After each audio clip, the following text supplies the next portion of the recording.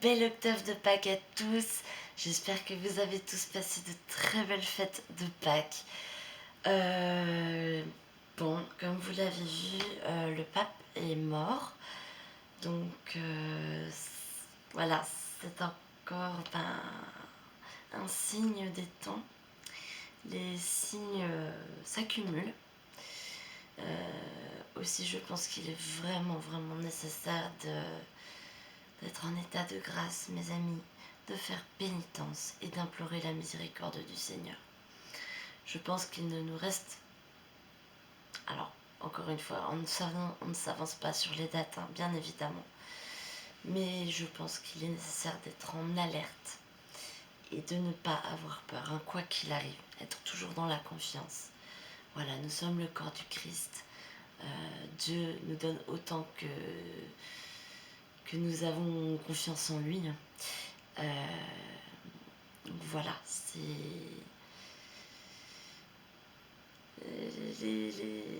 Les informations sont préoccupantes, disons, ces derniers temps. Donc voilà, vraiment... alors du coup, je suis...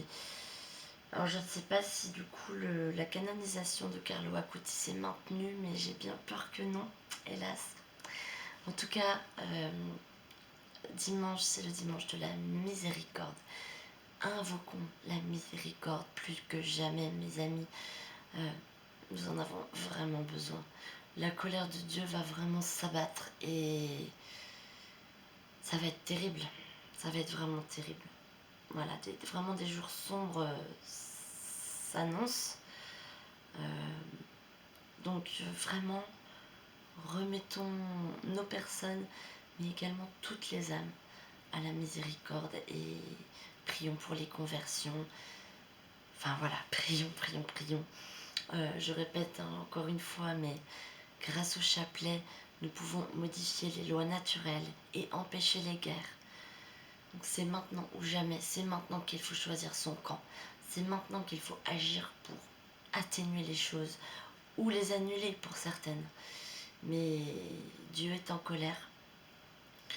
Ce que l'on peut comprendre quand on voit les abominations qui se multiplient. Vraiment. Là, j'ai encore vu quelque chose. Je suis encore en état de choc. Mais après la pédophilie, maintenant on passe à l'inceste, hein, limite. Hein, c'est... Voilà, tout est normal dans ce monde, hein, de décadence. C'est terrible. Alors du coup, aujourd'hui... Alors, voilà, je vous conseille d'aller jeter un œil au dernier message du ciel. Hein, vous verrez par vous-même. Voilà. C'est pas... Voilà, soyons prêts. C'est tout ce que je peux vous conseiller. Aujourd'hui, je voulais vous lire quelque chose. Je voulais vous lire la prière selon Maria Sima. Attaquons tout de suite. Vous verrez. Alors, la prière est ce qui nous rapproche de Dieu. Regardez, quand nous avons un ami, la première chose que nous faisons, c'est de lui accorder du temps. Et lui fait la même chose pour nous. Si on néglige d'accorder du temps à nos amis, on ne tardera pas à se retrouver complètement seul et perdu dans la brume. Bon, et leur accorder du temps, ça veut dire deux choses. On écoute et on parle. Et si nous voulons rester amis, écouter est bien plus important que parler. Les vrais amis, vous le savez bien, peuvent trouver beaucoup de force et de réconfort en restant simplement l'un près de l'autre, en silence. Prier, c'est le plus souvent rester avec Dieu en silence, à l'écouter. Ah, et ça, mes amis, on ne le fait pas assez. Mais c'est vrai, on parle, le Seigneur nous écoute. Le Seigneur est d'une patience. Il nous écoute, alors que ce serait à nous de l'écouter. C'est nous qui devons écouter le Seigneur, on a bien plus à apprendre de lui. Donc, rester avec Dieu en silence, à l'écouter, à l'observer et à l'absorber. Il n'ignore personne. Et dans la prière, nous donnons du temps à notre meilleur ami, celui qui nous a donné la vie. Est-ce qu'il ne serait pas convenable de lui rendre un peu de ce temps qu'il a lui-même créé pour nous le donner? Je crois que c'est saint Augustin qui a dit que la prière est ce que l'homme pouvait faire de plus grand. Ah, et je rajoute que Padre Pio a dit que le seul moyen de vaincre, c'est la prière. Et comme il disait, à vous de choisir. La prière est ce que l'homme pouvait faire de plus grand et le plus beau cadeau que Dieu ait fait à l'homme. Alors, quelle est la principale erreur commise par les gens en ce qui concerne la prière? Il me semble qu'ils ne courent vers Dieu que lorsqu'ils ont des ennuis ou qu'ils pensent avoir besoin de quelque chose. Les prières de demande sont bonnes et naturellement elles sont entendues elles aussi. Mais nous devrions toujours louer Dieu et le remercier pour tout ce qu'il nous a donné, tout ce qu'il a fait pour nous et avec nous. Les gens sont si peu reconnaissants.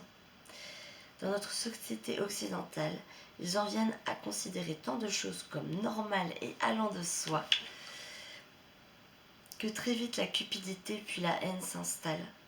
La notion implicite si répandue de nos jours dans la société occidentale que tous les hommes doivent avoir les mêmes chances d'obtenir un diplôme et de posséder une grande maison avec 2 voitures n'est pas un enseignement de Dieu. Dieu confie ses plus grands secrets et ses plus grandes joies aux plus petits d'entre nous. Satan promet le pouvoir, l'influence et le succès. Dieu promet la paix, la joie et le contentement. La plus pauvre des prières, c'est « Mon Dieu, donnez-moi ceci, mon Dieu, donnez-moi cela ». Heureusement qu'on ne fait pas ça. Revenons à une amitié simplement humaine. Combien de temps cet ami restera-t-il avec nous si tout ce que nous lui disons c'est « J'ai besoin de ceci, donne-moi cela ». Les très jeunes enfants passent par ce stade dans leur développement social lorsqu'ils découvrent leur propre individualité. C'est alors qu'on les voit se frapper les uns les autres sur la tête avec leurs seaux en plastique, jeter la pelle au loin et se lancer du sable dans les yeux. C'est le temps de leur enseigner la discipline. Prier, c'est aussi dire bonjour, merci, désolé et je t'aime. La prière a donc besoin d'être développée et enseignée?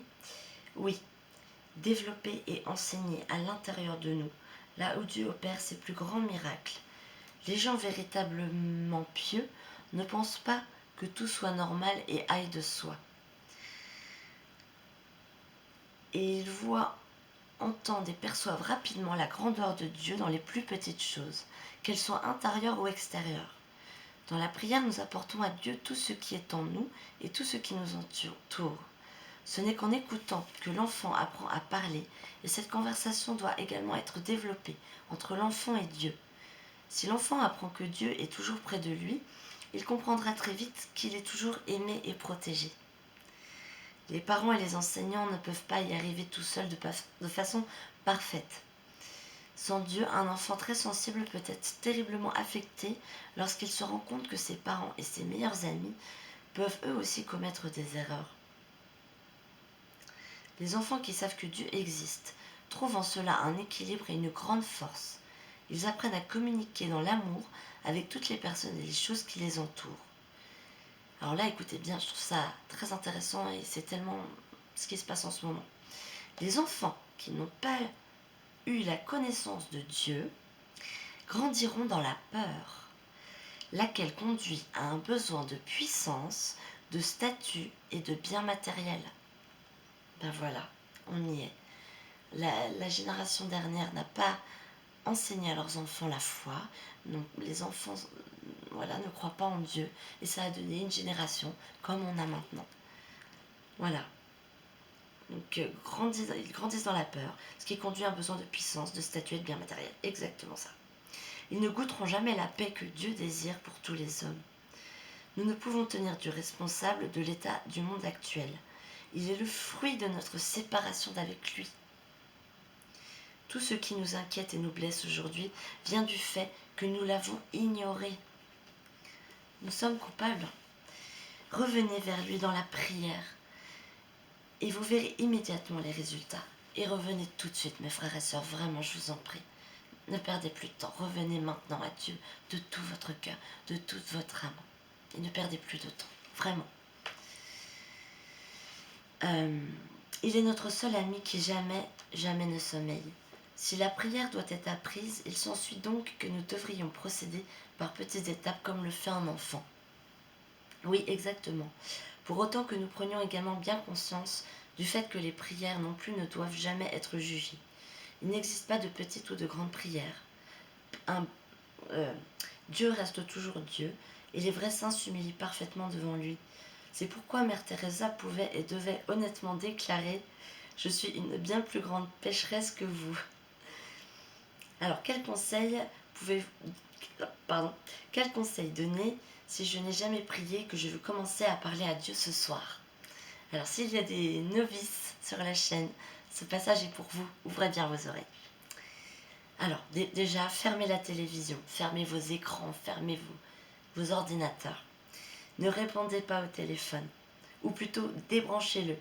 Allez dans votre chambre et fermez la porte derrière vous. La prière est la seule chose au monde pour laquelle nous pouvons et devons être totalement égoïstes. Puis, gardez le silence et dites à Dieu que vous voulez être près de lui. Prenez vraiment le temps, voilà, au début, avant de commencer, voilà, de vous mettre en présence de Dieu, de vous dire que vous allez lui parler et qu'il vous entend véritablement et qu'il vous répond dans votre cœur. Faites cela régulièrement et ne laissez pas Satan vous en éloigner avec tout son jacassement sur moi. Ensuite, lisez un peu sur Jésus, sa sainte famille, ses disciples. Avec constance et par petites étapes, demeurez en présence de son amour total. Trouvez une image de Jésus ou une croix que vous placerez à l'endroit où vous avez trouvé la paix et la tranquillité. C'est là que vous l'entendrez le mieux. Tournez votre cœur vers lui. Durant ce temps, donnez-lui votre cœur et à lui seulement. Commencez par rester peut-être 15 minutes et augmentez graduellement jusqu'à 1 heure. Si vous faites cela pendant plus d'1 mois, vous serez émerveillé de la paix et de la joie que cela vous apportera. Mais je dois maintenant vous prévenir qu'on tentera de vous distraire de ces rencontres avec Dieu. Ignorez gentiment mais fermement ces tentatives et continuez tout simplement. Ensuite, si vous sentez le besoin de transformer toute votre vie, et cela arrive partout aujourd'hui, allez trouver un bon prêtre et dites-lui que vous venez de vous inscrire au jardin d'enfants de Dieu et que vous aimeriez continuer avec d'autres. En ce qui concerne Dieu, nous sommes tous au jardin d'enfants. Se convertir signifie changer notre cœur. Se convertir, c'est enlever tout ce qui bloque notre chemin vers Jésus.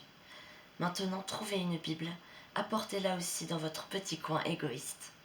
Donnez tout à Dieu et à sa maman, et vous serez bientôt dans la paix.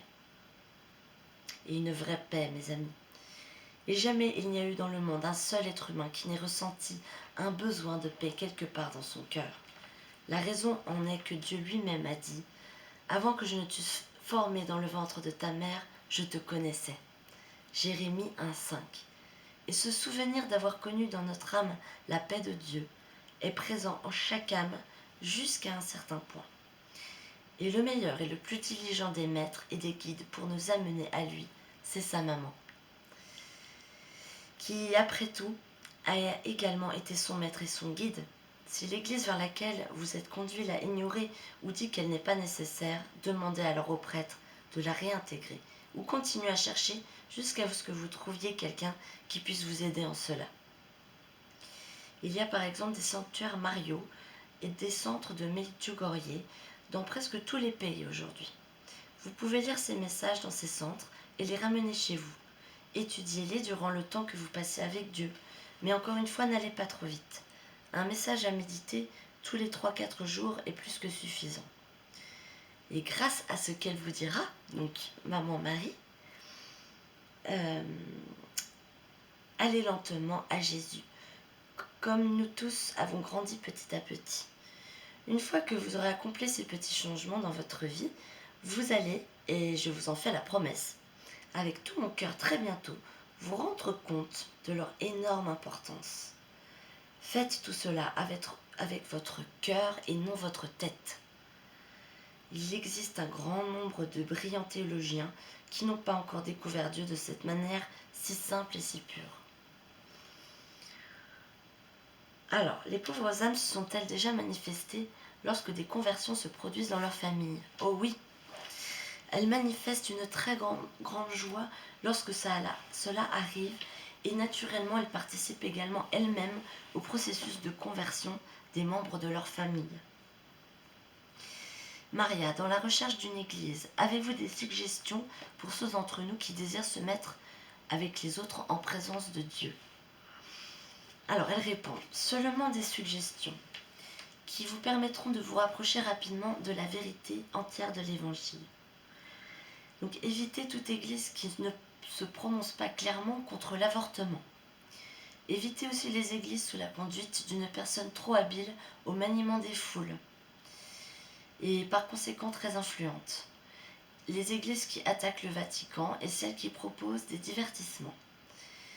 Il faut aussi éviter à tout prix une église qui enseigne que Satan n'existe pas et toute église qui vous demande de participer à des exercices mentaux en prétendant qu'ils vous rapprochent de Dieu. Alors là, fuyez. Tout ce qui vient d'être dit, mes frères et sœurs, fuyez. Hein. Si dans votre église il y a une de ces choses-là, fuyez, hein, vraiment.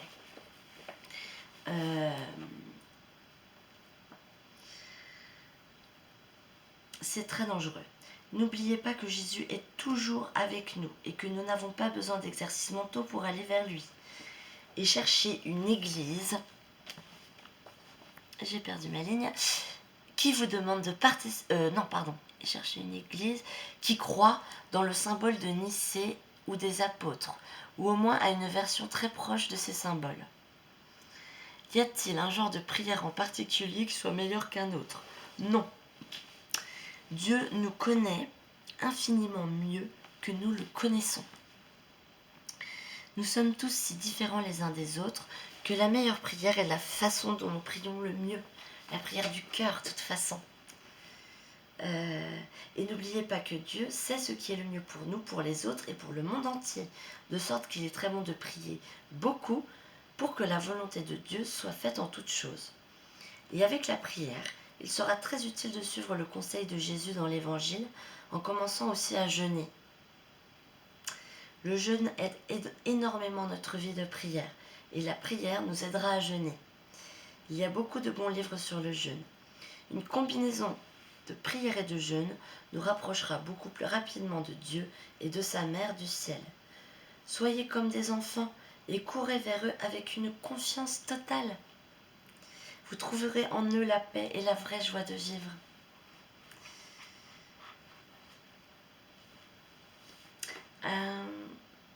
Et voilà, parce que ensuite on passe à un autre chapitre. Parce que donc Maria Sima a été visitée par les âmes du purgatoire. Donc c'est un merveilleux témoignage. Et bon, voilà, elle raconte en fait que la toute première fois, elle se demandait ce qui se passait. Quoi. Elle voyait une personne faire les 100 pas dans sa chambre la nuit. Et en fait, c'était une âme du purgatoire qui venait la visiter. Et sachez que, eh bien, les grandes âmes de prière, enfin les âmes qui prient beaucoup pour les âmes du purgatoire, peuvent être visitées. Je vous fais une petite confidence, ma grand-mère reçoit fréquemment des visites d'âmes du purgatoire qui viennent la voir la nuit pour demander des prières. Voilà. Donc, c'est possible, le merveilleux est vraiment accessible. Enfin, je veux dire, voilà, ma grand-mère a toujours eu à cœur de prier beaucoup pour les âmes du purgatoire. Et un beau jour, les âmes sont carrément venues lui demander des prières.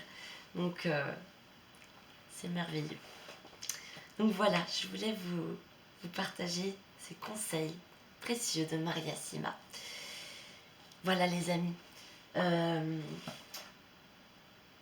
J'ai plein de choses à vous dire, j'ai plein de vidéos à faire.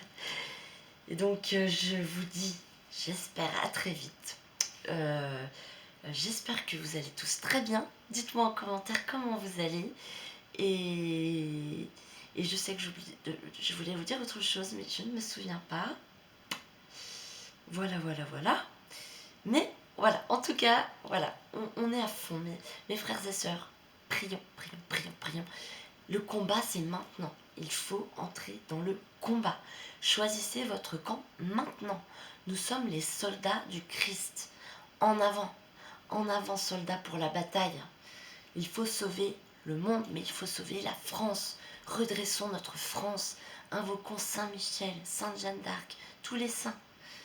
Ah, et prions bien Carlo Acutis, Saint Carlo Acutis, parce que je suis tellement dégoûtée qu'il ne soit pas canonisé, que ce soit reporté, annulé, on ne sait pas, parce que de grandes grâces devaient être données dans l'Église suite à sa canonisation.